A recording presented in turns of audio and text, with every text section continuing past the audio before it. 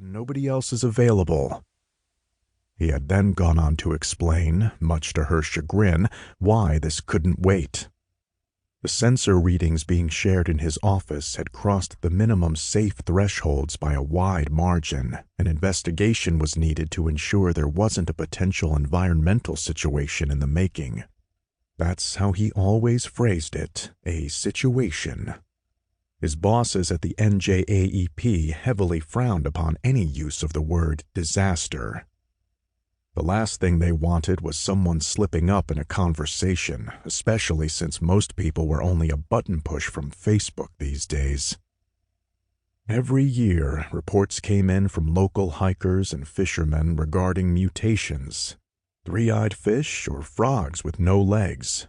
Generally speaking, this happened in any ecosystem from time to time. However, certain thresholds were maintained depending on the location. These data points were especially important for sanctuaries and protected areas. According to John, the threshold for toxins in this section of the reserve had been exceeded by a substantial margin as of late. The higher-ups wanted everything retested ASAP before anything leaked to the local press. "Afraid they'll start running stories about monsters in the Pine Barrens?" she joked. John hadn't laughed. "That's exactly what I'm afraid of. Most people couldn't care less when it comes to ecological impact, but if the papers start talking about Bigfoot or the Jersey Devil, we'll have every yahoo in the tri-state area converging on this place. Then, if it turns out there actually is a problem with the water or soil, we'll find ourselves knee-deep in a PR situation." Sophie had cringed at his use of situation, his own personal S-word again. Such politically correct nonsense. She'd grown to despise it as their relationship had progressed. That ended the conversation for her, and she immediately changed the subject before it devolved into an argument. Her curiosity had been piqued, though. On the ride over, she found herself bringing it up again. By then, she had no choice but to come along, so she figured a little enthusiasm might put her husband in a good mood for the weekend ahead. "What do you think is causing the problem?" "Who can say?" he'd replied from his spot behind the wheel.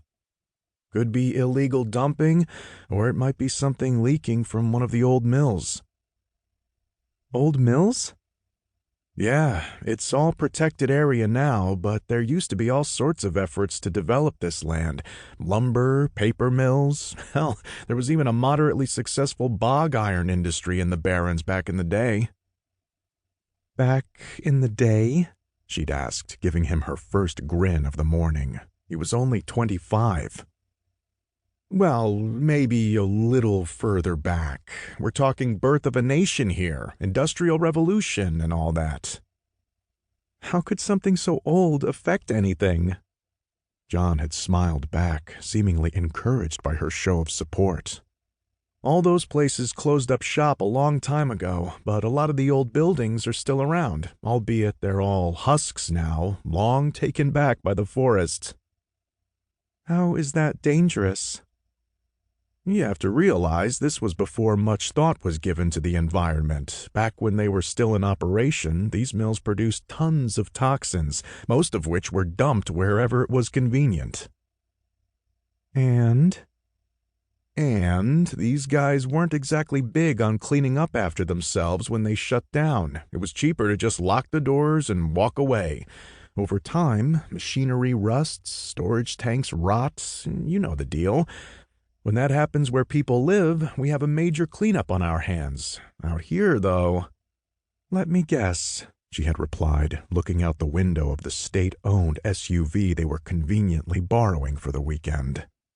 "Out here, it's a massive pain in the ass." "Exactly. Finding the source of the spill is hard enough. Getting a cleanup operation running, well, that's a whole other level of fun right there." Upon their arrival, John offered to let her wait in the car while he collected samples. Sophie had refused. She knew he had a tendency to get lost in his work. Although she wasn't particularly fond of spending an afternoon in some god-forsaken wilderness, she figured that continually reminding him of her presence could mean that